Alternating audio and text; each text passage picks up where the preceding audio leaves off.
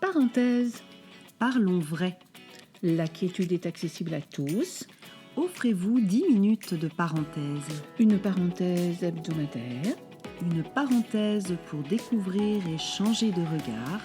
Une parenthèse rien qu'à vous. Une parenthèse juste pour être vous. Bonjour Aurélie. Solange, comment vas-tu? Je vais très bien et toi? Bah écoute, ça va, depuis la semaine dernière. Oui, Voilà, t'as bien. passé une bonne semaine? Bah écoute, oui, voilà, Bon, plein de oui. belles choses encore, mais comme d'habitude, à chaque Bon, fois. c'est Voilà. parfait. Toi aussi, j'imagine, Oui, je vois tout ton à air fait. pimpant. Ouais, Donc, oui, voilà. ça va. Je suis très contente qu'on se voit aujourd'hui. Et en fait, je voulais justement partager avec toi et surtout avoir ton avis. J'ai eu un coaching avec un chef d'entreprise qui me posait la question par rapport à l'ego. Comme quoi l'ego pouvait être un frein. Il avait besoin d'éclaircissement sur ce point. Un frein. Et je voulais effectivement discuter avec toi pour voir quel est toi ton avis sur la question, partager le mien avec toi et avec vous bien évidemment. Donc aujourd'hui nous allons encore une fois parler vrai. Ah bah oui, pour ne pas être perché. Exactement. Alors Ok. quel est ton point de vue sur l'ego? L'ego, ce qu'il faut bien comprendre, c'est que c'est une représentation très personnelle. L'image que j'ai de moi, c'est la valeur que j'ai à l'intérieur. Pour autant, j'en suis pas forcément conscient. Parce qu'en fait, l'ego, qui parle d'ego, dit forcément qu'on est euh, séparé des autres. Chacun a son propre ego. Tu as le tien, j'ai le mien. On est séparé des autres et pourtant on est dans un groupe, tu vois. Et donc parfois ça peut faire peur aussi. Et donc on va chercher à être valorisé. Donc en fait l'ego c'est vraiment quelque chose de très personnel, d'unique. L'ego c'est pas l'égoïsme, c'est pas l'égocentrisme dont on parle. Et pourtant voilà, en plus on a tendance à faire un amalgame entre égoïsme et égocentrisme. L'égoïsme c'est quelque chose de très positif. C'est prendre soin de soi et puis penser à soi aussi. Ça veut pas dire que c'est au détriment des autres là, c'est vraiment l'égocentrisme. On est vraiment là-dedans. L'ego, c'est la conscience de moi. Voilà. Mais cette conscience, très souvent, il y a des couches qui vont recouvrir tout ça parce que on va s'adapter en fait aux autres pour ressembler aux autres. Alors j'ai l'image de mouton de Panurge qui me vient, alors c'est très affectueux dans ma bouche, d'accord. C'est-à-dire que en fait on va se conformer à la vision de l'autre, on va se conformer en fait aux attentes de la société, aux attentes environnementales. C'est quand tu nais, tu arrives dans une famille, voilà, on se comporte d'une certaine façon, etc. On va à l'école, il va falloir faire comme ci, comme ça.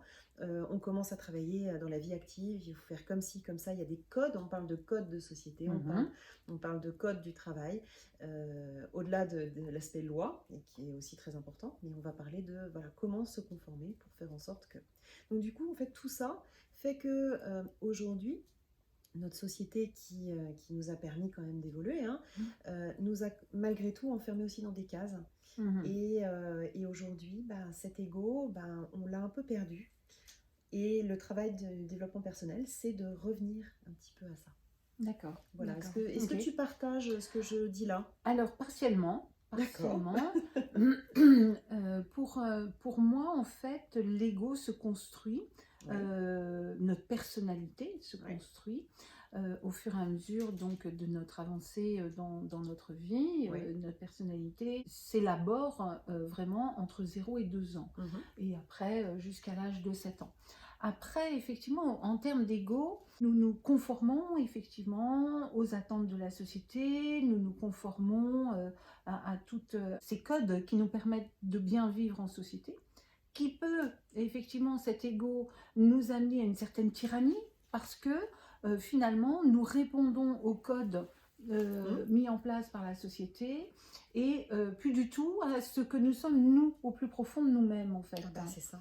À partir de là, j'aime bien effectivement prendre l'image soit des pelures d'oignons ou des poupées russes, Ah bah, c'est ça. d'enlever petit à petit chaque poupée, chaque pelure, et les pelures d'oignons sont bienvenues parce que ça se passe rarement dans Aïe. la joie et la bonne humeur. Aïe, aïe, aïe, aïe, aïe. Oui, c'est ça. Mais effectivement, ça nous permet de revenir vraiment à l'intérieur de soi, recontacter qui on est véritablement.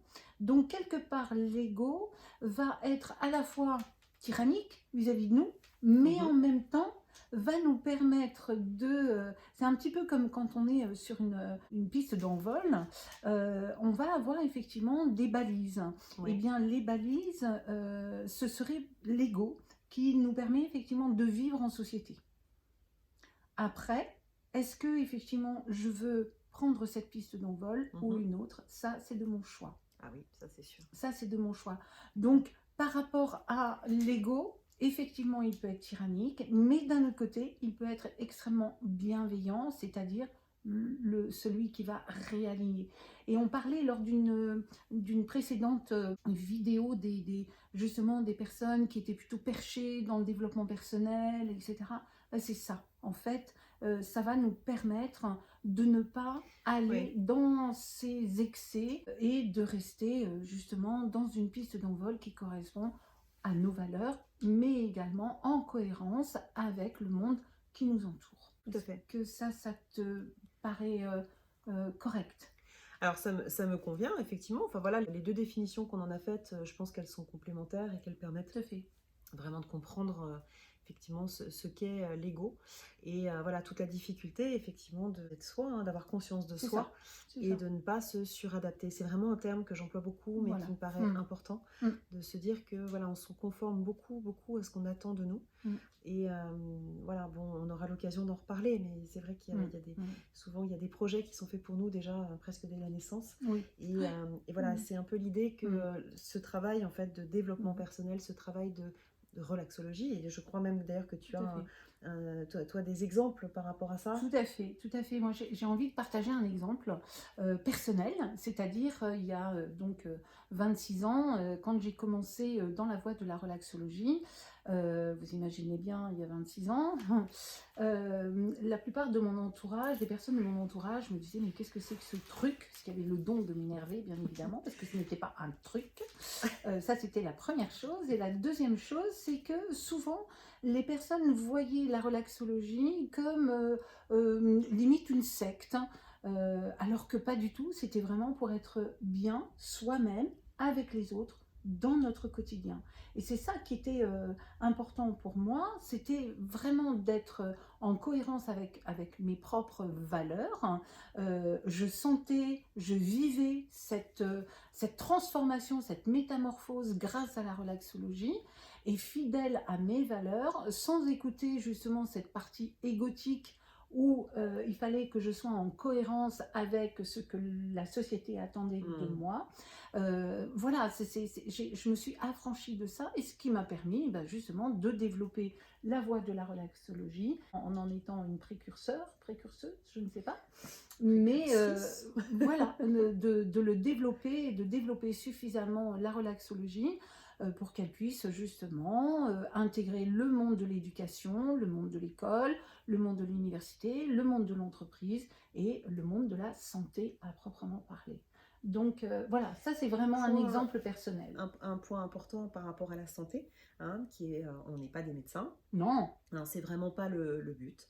On n'est pas des médecins. Pour autant, on est là peut-être en soutien, support. Oui, en support. Voilà, on va dire plutôt en support des médecins, des professionnels de santé, pour qui on a beaucoup de respect. Tout à fait. Tout à fait. Et voilà, qui sont pour beaucoup maintenant, enfin de plus en plus, convaincus que effectivement on peut aussi passer par le corps et par des ressentis avant de commencer des traitements lourds. On peut parfois faire des choses un peu comme ça. Voilà. Tout à fait, tout à fait. J'ai eu à cœur très, très rapidement, dans l'exercice en cabinet, de pouvoir partager les cabinets avec des médecins, avec des psychologues, avec différents professionnels de santé, pour que justement nous puissions avoir une approche holistique, c'est-à-dire de prendre les personnes dans leur globalité et de pouvoir cheminer ensemble avec le corps médical et paramédical dans la même direction qui est la santé du patient de manière générale. Donc ça, effectivement, pour moi, c'est essentiel. Je recommande vivement justement ce partage de connaissances, d'approches qui procèdent à simplement la sérénité du patient. On ne parle pas de guérison, mais on parle de sérénité du patient. Comment le patient peut traverser des épreuves de santé. Moi-même, je suis passée par différentes épreuves, notamment le cancer, et cette approche justement en collaboration avec les médecins, avec les professionnels de santé est vraiment essentielle. Ça permet d'avoir du recul, hein, vraiment, tout à fait. ce recul, voilà. Tout à fait. Et c'est vrai qu'on avait eu cet échange il y a quelques temps, voilà, sur cette importance de ressentir, de bien ressentir tout ça, et surtout par rapport à cette histoire d'ego, d'aller à la recherche de soi. Tout à fait. Et d'être vraiment bien accompagné, cette nécessité d'être accompagné. Alors, on l'a déjà dit lors d'une précédente vidéo, hein, ou même plusieurs d'ailleurs, que voilà, c'était nécessaire quand on veut soi-même accompagner des gens, de savoir effectivement ce qu'il y a à l'intérieur. De soi. De soi, voilà, et donc de comprendre. Donc c'est pour ça, voilà, faites vraiment bien cette démarche. N'hésitez pas, n'ayez pas peur. Voilà, c'est les pelures d'oignon, donc ça peut de temps en temps, voilà, un peu piquer, hein, on peut dire ça, ça pique hein, parfois, mais pour autant c'est nécessaire et c'est juste génial quand on est sur le bon chemin. Voilà. Donc voilà ce qu'on voulait partager au niveau de l'ego. Oui, est-ce que tu aurais d'autres choses à dire ou on pourra revenir dessus? Oui, je pense que non, c'est ça, c'est non, sur adaptation, j'ai déjà dit, c'est un peu ça, c'est ce côté-là. Besoin d'être valorisé, mais voilà. En fait on peut se valoriser soi-même, ça on en a parlé, par les fiertés, les réussites, célébrer tout ça, les belles réussites. Et être authentique. Ah oui, ça c'est sûr. Tout à fait. Très bien, écoute, je crois que nous avons parlé vrai. Ah bah c'est ça, nous n'avons pas été perchés. Exactement. Je te dis à la semaine prochaine. À la semaine prochaine Solange. Au revoir. Au revoir.